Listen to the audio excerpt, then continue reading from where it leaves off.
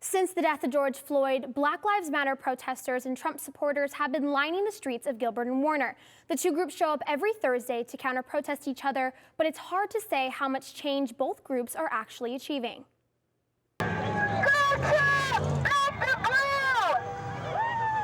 In the midst of our country's civil unrest, protests like these are occurring every Thursday in Gilbert. For months, these protests have remained peaceful, but as more people begin to show up, the tension increases. On August 20th, there was the first and last occurrence of violence. Gilbert Police Chief Michael SOELBERG shares what happened.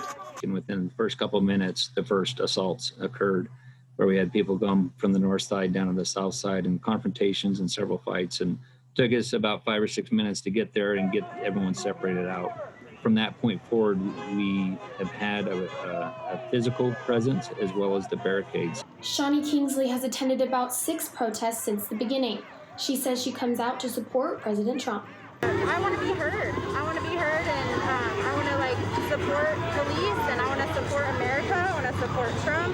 I want to support Republicans. I want to support positivity and love and unity of America. Despite wanting to promote peace and unity, both groups that attend these protests have completely different views.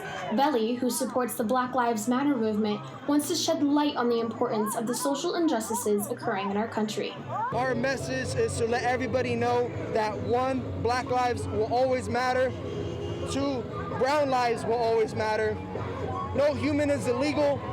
Science is real. We need to reform the police. And we can achieve all this through nonviolent means. But the only way they can get anywhere is if we get the recognition that we deserve. Because all you see on the news is the riots and the looting, because it's propaganda.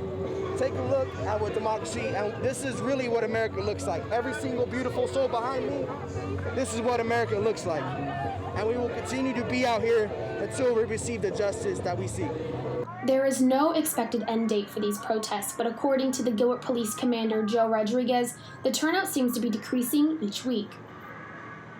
According to Chief SOELBERG, each protest costs the department about $20,000 a week, which includes food and water for officers as well as personnel expenses.